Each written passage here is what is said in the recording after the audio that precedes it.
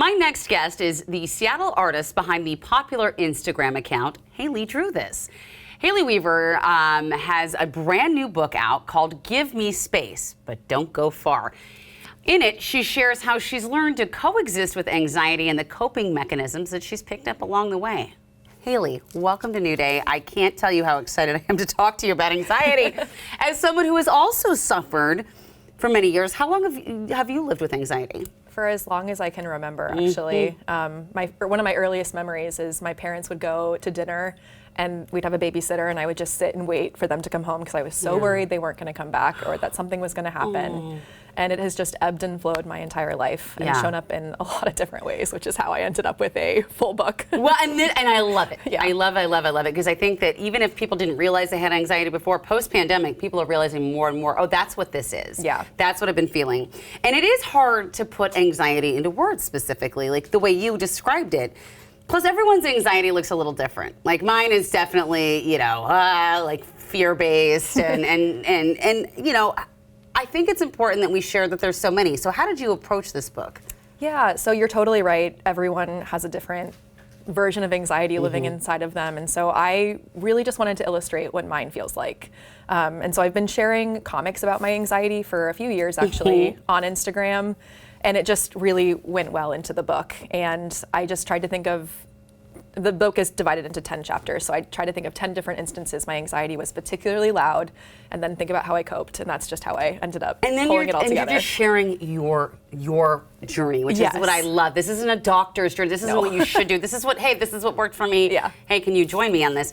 I remember when I first had my first panic attack that was brought on by anxiety, I thought it was something that I would eventually get over. Yeah. And we don't, right? Yeah. Anxiety lives with us for our lives. So tell me about the idea that you have kind of decided upon about coexisting with anxiety rather than trying to get rid of it.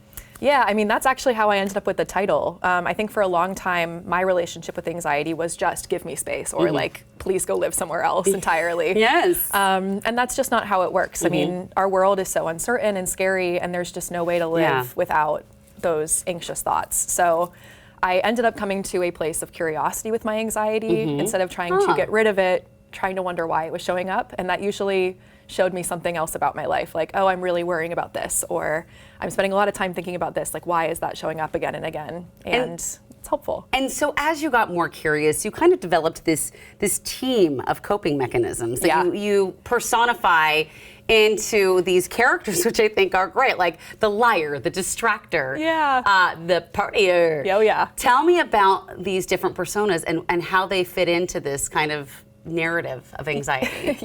So like I said, the book is divided into all these different stories where anxiety is super loud, and throughout my life I've coped with my anxiety in really different ways, some of which are super healthy and some of them are not.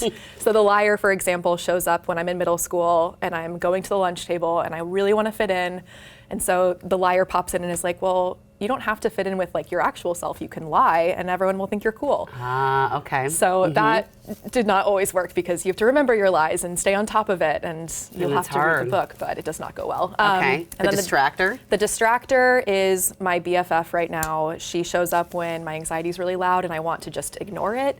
So I go on like a 4-hour doom scroll on TikTok or like watch a reality show. And I think the problem with the distractor, while she's super useful, is your anxiety will still be waiting for you at the end.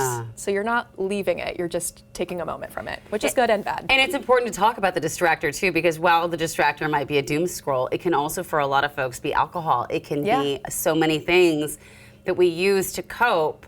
So having said all that, how do you then take these characters and put them into healthy categories where, like, thanks distractor for making me like not have a panic attack while driving, but how do you stay in your lane? It's super hard. I think it took me going through like enough bad instances with my coping mechanisms that weren't so helpful to realize what was helpful. So it was developing and really curating the ones that make me feel good. So going on a walk, that's the hiker. Writing, which is just the writer, but like drawing and putting shape to my feelings on the page, and just realizing which ones leave me feeling good and safe after, rather than maybe more agitated and more anxious. I mean, it sounds like your relationship with anxiety has really evolved. Oh yeah, we have been through it all, but yeah, I would say right now we are in a really good space of me knowing it's never going to be gone and that it's going to annoy me probably forever, but that it's coming from a good place of wanting to keep me safe. It's coming from a good place. I mean, ultimately, it's good to remember that, and also that it's just a thought, you know, and it's hard to do that.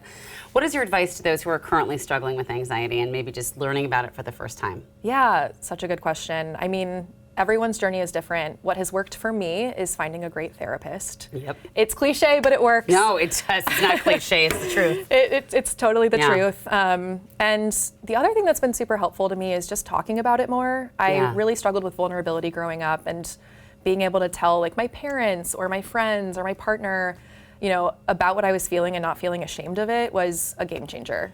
It's true, and I think that right now, you know, when I was in junior high, like you mentioned, like there was no one talking about anxiety or anything like that, and we are talking about it more and more, and that's kind of one of my goals here on this show is that we talk about this stuff so that we can talk about it in the coffee shop. Please. And do it all. So thank you so much for sharing this, for being vulnerable on a space where being vulnerable is so dangerous. Yeah. So kudos to you for that. You're one of the heroes of the interwebs and social media, because there's not a whole lot out there, so we're glad that we have Thank you.